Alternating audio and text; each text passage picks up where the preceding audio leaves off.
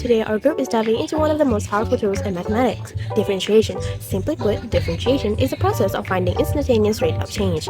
While algebra helps us find the average speed over a whole trip, calculus allows us to look at a single moment in time, like looking at a speedometer to see exactly how fast the function is charging at what exact second.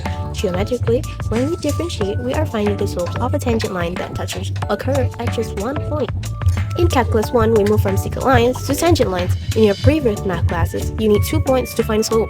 But with the limit definitions, we can shrink the distance between those 2 points until it is effectively 0. This formula is the heart of calculus. It tells us as the gap h disappears, we find the perfect slope of that single point. One thing to remember, for this to work, the graph must be continuous and smooth, no breaks, holes, or sharp corners allowed. Now, using that limit formula every time is exhausting, so mathematicians developed shortcuts. The most famous is the power rule. You just bring the exponent down to the front as a multiplier and subtract 1 from the original power. For example, x4 becomes 4x to the power of 3. We also have the constant rule, which reminds us that a flat line has 0 slopes, so the derivative of any plane number is always 0. These rules make it possible to solve complex-looking equations in just a few seconds. As more functions get more complicated, we need more specialized rules. When we have two functions multiplied together, we use the product rule. When they are divided, we use a closing rule. A great way to remember is low d high minus low d low over the square of what's below. Finally, there is the chain rule. We use this for composite functions, or a function inside of another function. Think of it like peeling an onion. You differentiate the outside layer first, then multiply it by the derivative of the inside layer. Beyond the rules, there are some derivatives we just have to simply memorize because they appear everywhere. Trigonometric functions like sine and cosine swap back and forth when differentiated. Then there's e to the power of x, the most unique function in math, whose derivative is actually itself. These are the building blocks you'll use in almost every calculus problem. Now we need to go to the question 2. Find dy over dx for the following functions and simplify. The functions given is y equal to 3x multiplied with e with the power of negative 2x plus 5. In this question, I identify the structure of it first. Because y equal to 3x multiplied with e with the power of negative 2x, I use the product rule. The product rule is dy over dx equal to uv prime plus vu prime. Now, I just let u equal to 3x and v equal to e with the power of negative 2x. And to get u prime, you have to differentiate the 3x and you will get 3. To get v prime, you have to differentiate the e with the power of negative 2x to get negative 2e with the power of negative 2x. Now, we just insert it with the formulas given before. It will be dy over dx equal to 3x multiplied with negative 2e with the power of negative 2x plus e with the power of negative 2x multiplied with 3 plus 0. Now, where did I get this 0? This is because you have to differentiate the 5 in the questions given to, and d over ds. 5 equal to 0. Now you just multiply and plus all of it, you will get negative 6x e with the power of negative 2x plus de with the power of negative 2x plus 0. And you get to 3e with the power of negative 2x in bracket 1 minus 2x. This is after you simplify the 6xe with the power of negative 2x. Thank you. Question 3. Find dy over dx of the following equation using implicit differentiation. So the equation that we got is y cubed equals to cos squared 2x plus 10xy. So I've divided them into two parts, which is our left side and our right side. So for our left side, we can differentiate y cubed. So it becomes 3y squared dy over dx. And then for our right side, I've also divided them into two because there is two equations. For the first equation, we have to differentiate cos squared 2x. It can also be written as this. So when this happens, we have to apply chain rule. Firstly, we bring over the power 2 in front of the cos 2x. So it becomes 2 cos 2x.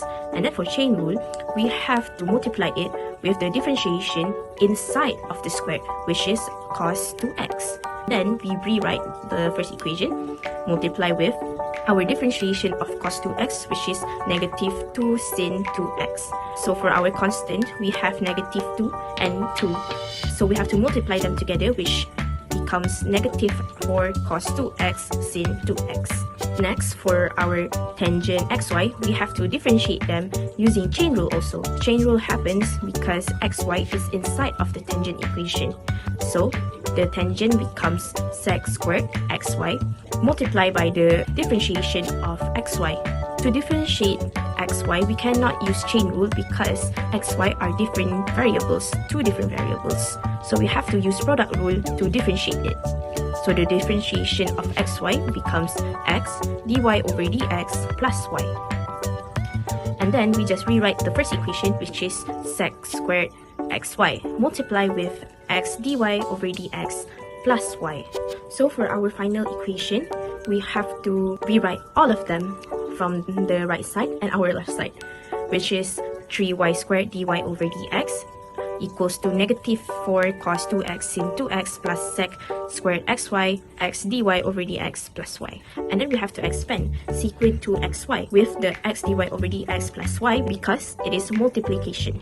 So it becomes x sec squared xy dy over dx plus y sec squared xy. And then we have to separate the equations that has dy over dx, which I've done here. I've put all of the equation that has dy over dx on the left side. And then after we have put them on the left side, we can factorize it and leave the dy over dx alone.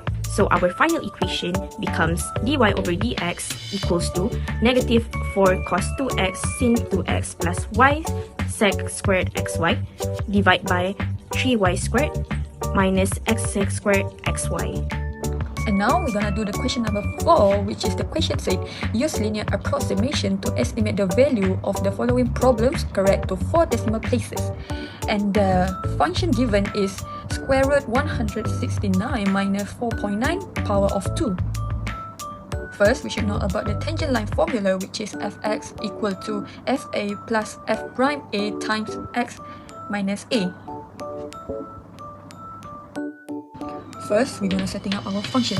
Let's define our function fx as square root 169 minus x power of 2, where x represents our given value 4.9. We choose our center approximation a to be 5 because it's the closest integer that makes the math clean. This gives us a difference x minus a equal to negative 0.1.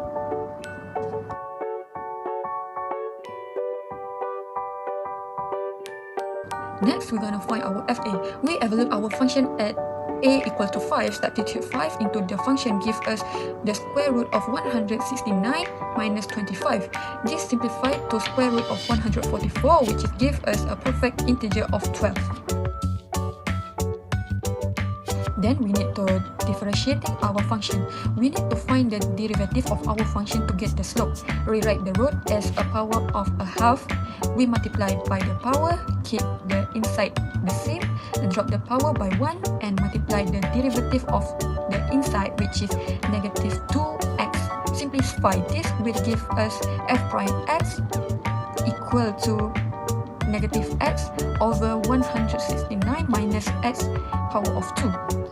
Next, evaluating the slope f prime a. We now substitute our value of a equal to 5 into this derivative to find the slope of our tangent line. This gives us negative 5 over the square root of 169 minus 5 power of 2, which is simplified to negative 5 over 12. Lastly, substitution and approximation. We finally substitute everything into linear approximation formula. We take our fa, which is 12, at our slope f prime a, which is negative 5 over 12, and multiply it by the difference x minus a, which is negative 0.1.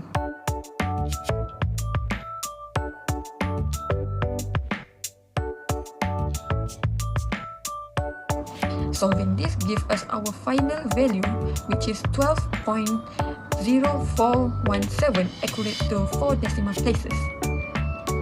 That's the answer.